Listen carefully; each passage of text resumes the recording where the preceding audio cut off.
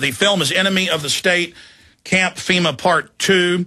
Panics, orchestrated crises, media hype, and propaganda have been used in the name of protecting the people for generations. Governments have resorted to this to further gain control over free populations. This happened most recently during the H1N1 flu pandemic of '09 and the Hurricane Katrina tragedy in '05. The H1N1 flu scare saw government and media exploitation of the facts to scare people into lining up for the swine flu vaccine. It's been proven to be dangerous. A vaccine was not widely tested and saw Health and Human Services Director Kathleen Sebelius shield both the government and vaccine makers from lawsuits for problems arising from the vaccine. Well, yeah, we saw the German government refuse to give it to their own troops. The Hurricane Katrina disaster proved that Americans are truly not free. And when we can admit that, we can set about getting our freedoms back, as some New Orleans residents found when they had their guns confiscated. And it goes on. CNN, Southern Poverty Law Center, and other media outlets air special reports and call anyone who questions the government as conspiracy theorist, and they go on and imply that we're dangerous in an effort to suppress information. Yet, with the same declassification and decades-old documents, it can be found that many of these conspiracy theories are not so theatrical after all, or theoretical. Enemy of the State, Camp FEMA Part 2 takes a look at the government and the media manipulation of the unwitting public and plans that have been laid out through legislation, executive orders, and presidential directives that pave the way for the elimination of many, if not all, of most of our basic rights. Are you an enemy of the state? 95-minute-long film available at Infowars.com. Okay, three's the charm, Gary. We got you back. Continue with the point you were making.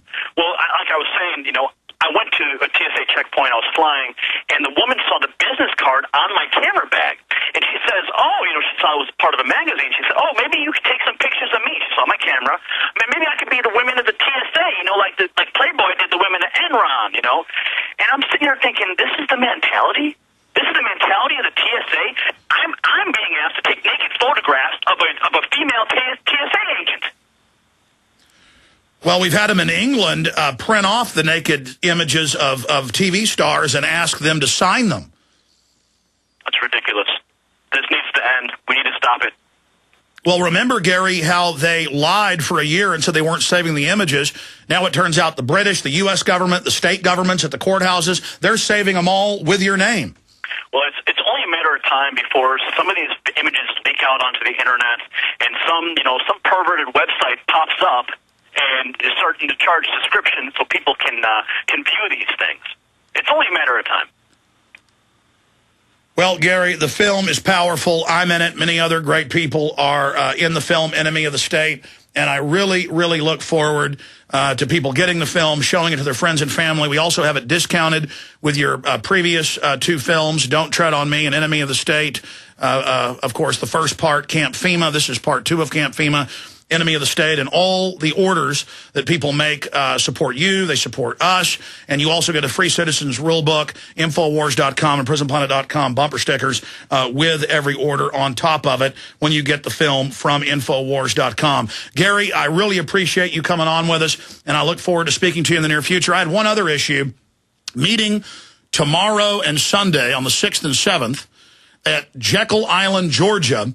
The Federal Reserve is having a celebration of 100 years. They technically have been around for 97, but in 1910, they had their secret meeting, that's admitted, to set up the private financial coup d'etat in this country. And now, as they destroy the dollar, set up world government, they have the gall, they have the nerve to sit around and brag about what a great job they've done. Your take on that? Well, Alex, as you know, I was at Jekyll Island a year ago with a great handful of patriots who are putting our heads together, trying to come up with solutions to this crisis in America today.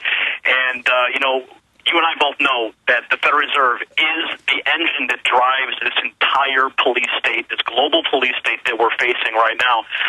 And they're going to sit there like they did in 1910 with their smoking circles and these little rooms, and they're going to scratch each other's backs and drink their cognac and plot even further demise.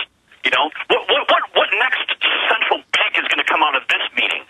Is this the meeting that's going to bring the global currency that we've all been talking about, that they've been pitching to us for so long? Is it going to happen? Just maybe so. Well, Well, no doubt. They're now rolling it out. No, they admit that's what the meeting's about. 100 years after their last meeting, now first the United States and now the world, and they've engineered the entire stinking system. Yep, it's happening now. And, you know, I want all your viewers to know that we're going to plan a National Screening Day in January. And if they want to, we're going to be doing a live broadcast tonight at latestream.com. It's a little live webcast at 10 p.m. Eastern. We're going to begin. We'll go to about 1 o'clock this morning. So we're going to have some fun tonight online. Well, Gary, that is awesome. God bless you and take care. We'll talk to you again soon. Thanks, Alex. It's always a pleasure. You bet. There goes Gary Franchi.